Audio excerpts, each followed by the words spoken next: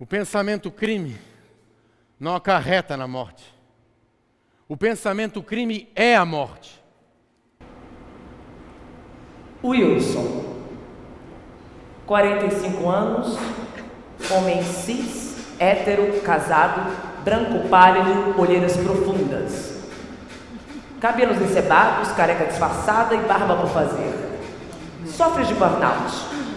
Anda sempre cabisbaixo com uma corcunda característica de muito tempo de tela. Seus passos são curtos, arrastados e doloridos devido a varizes nas pernas ou provenientes de alguma tortura recente já esquecida.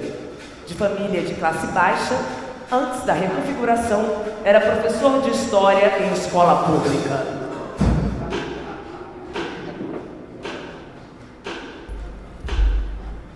Eu conheço esse homem. Acho que saiu todo mundo. E desse ângulo a teletela não me vê. É agora. Eu trabalhei com ele?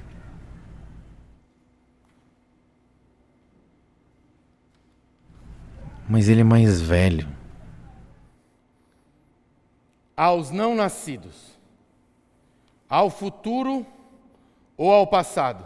Peraí, eu já li isso em algum lugar. Há um tempo em que o pensamento seja livre e as pessoas possam ser quem quer que sejam, umas diferentes das outras, e não sejam obrigadas a viver sozinhas.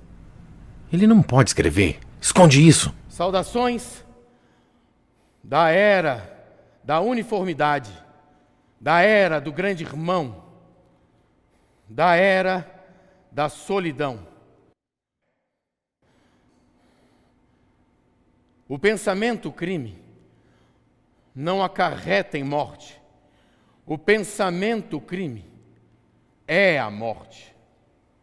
Wilson estava prestes a se sentar em uma das fileiras centrais, quando de repente duas pessoas a quem ele conhecia de vista, mas com quem nunca trocaram uma só palavra, entraram no aposento. Uma delas era uma garota com quem muitas vezes cruzava nos corredores. Júlia, 27 anos, mulher cis, morena, atlética, altiva, caminha com passos largos, ágeis e firmes. Parece estar sempre fazendo uma coreografia ritmada com seus gestos.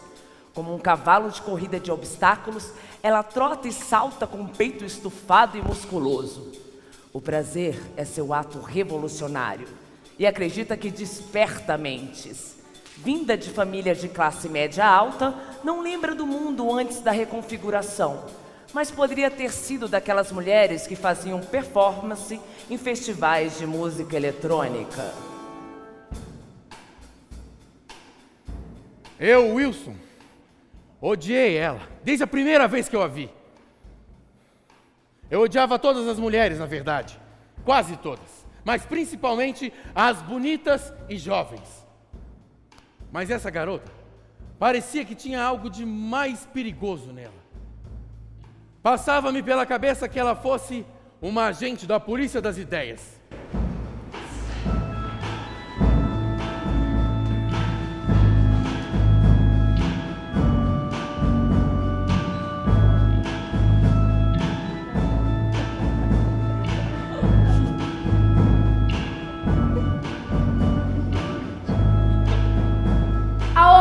Era um homem chamado Olavo, membro do núcleo do partido e ocupante de um cargo tão importante que Wilson mal fazia ideia de qual seria a sua natureza.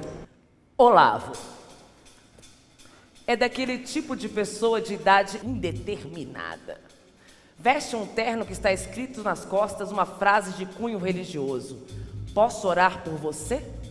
Com gestos delicados e gentis, cumprimenta os funcionários com um abraço, trazendo um certo conforto dentro daquela sociedade rígida. Olavo é um encantador de serpentes. Bem antes da reconfiguração, entrou para a política, sofreu uma metanoia religiosa e hoje se tornou uma celebridade em Oceânia. Quando Olavo aparece, uma frequência de 852 Hz é ligada e muda a vibração do ambiente. Olavo é o líder da rebelião.